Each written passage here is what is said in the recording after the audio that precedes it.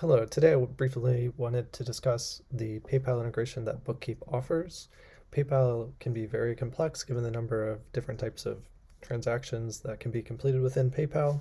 A common question that comes up is around how does Bookkeep post the various transactions with PayPal, as well as how do I compare what Bookkeep posted to what PayPal shows. So a common report used within PayPal, here I am within PayPal first. There's a report section and there's a statements section as well, shown on the left. I selected monthly. Commonly, I've seen others use the monthly statements to compare against. They have a PDF version and a CSV version you can download and compare. I personally recommend the CSV because you can filter for various items such as currency or date and easily sum them up versus a PDF where you cannot do that. So we'll look at September 2022 as an example. Jumping over into Bookkeep, you can see the journal entries offered for PayPal. Here I have the account fees journal entry. That is actually capturing all of the fees that occur on a particular day. The PayPal chargeback, that will capture any chargebacks that occurred. These are very uncommon from what I have seen, but you may see them more often. PayPal payables and receivables. PayPal calls them fund payables or fund receivables.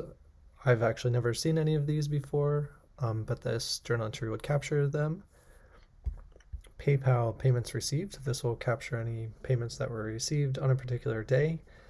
The one comment I want to add here is for all of our journal entries, we post per currency, meaning that if you had 4 payments received on a particular day with 4 different currencies, you would see 4 different entries by Bookkeep because, again, we do not mix any currencies.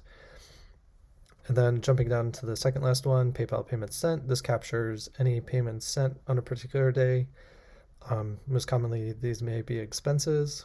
We do post them as separate lines for each payment sent, so that way if you wanted to recategorize them as a specific type of expense, like an office expense. And then lastly, we offer PayPal withdrawals and debits. This covers the withdrawals and debits sections from the PayPal PDF. So this would encompass any bank transfers or other transfers such as to like a debit card or a credit card. This also will capture any payment refunds. PayPal considers refunds within this section, so we wanted to mimic that to ensure it's easier to understand. The one thing to call out is we do not post any currency conversions done by PayPal, and we also don't post any holds or releases. So jumping over to that PDF report as an example, as you can see, similar to the journal entries I just went through on the Bookkeep site, on this monthly statement, you can see there's a payments received section, payments sent, withdrawals and debits, deposits and credits. So this withdrawals and debits as well as deposits and credits, that's bundled into one on our side. On the Bookkeep side, we post that withdrawals and deposits together. So you'd see everything here. There's a fee section, which our account fees captures. We do capture the chargebacks as well, but as mentioned, we do not post any holds or releases, so you would not see those. Again, every day we do post per currency, meaning that if you had multiple currencies on a day, you would see separate entries. So this is the PDF statement. As I mentioned, I recommend the CSV because it's much easier to filter and you can sum up easier, and that allows you to compare what Bookkeep posted if you choose.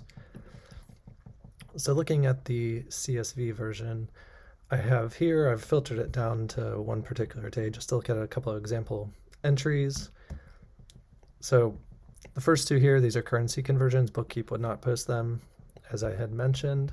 I'll jump over to Bookkeep so that way we can filter down to a particular day to show a couple examples.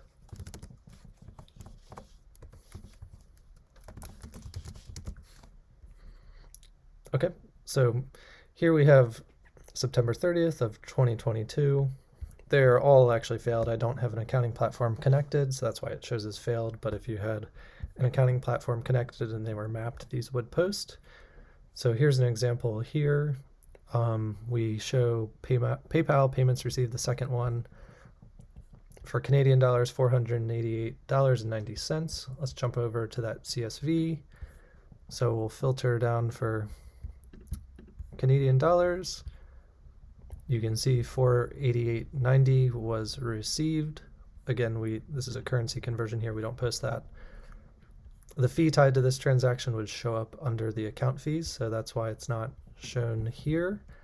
We'll actually show that separately. So jumping down, you can see the PayPal account fees, the $24.99. That matches this fee for $24.99 for this particular day.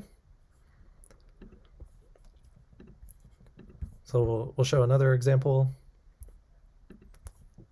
So here we posted withdrawals and deposits. These were all USD based, so we're going to jump into that and show what happened here. We have a refund shown for $103.50. Let's jump into PayPal so you can actually see that. Here's a payment refund that occurred. We do book that. Coming back to Bookkeep, there was also a bank transfer, the $968 here. We'll jump back to the CSV so you can see that as well. There was a transfer or withdrawal from PayPal to your bank account, and that is shown with the $968, which matches exactly what we posted here. And again, the total impact to the balance is the sum of these two items here. Again, the journal entry does balance. And then let's look at an account fees example. So for this particular day, there were $13.44 in USD account fees. Let's filter per currency. We'll show only USD. And if I sum up these two fee amounts, you can see that in the bottom right corner, $13.44. So we totally match there as well. All right. And then, as mentioned, chargebacks are very uncommon. So there are no chargebacks on this particular day, no payables or receivables for this day as well. On this particular day, we did not have any payments sent, but they would show up as well here. But this overall covers the PayPal integration.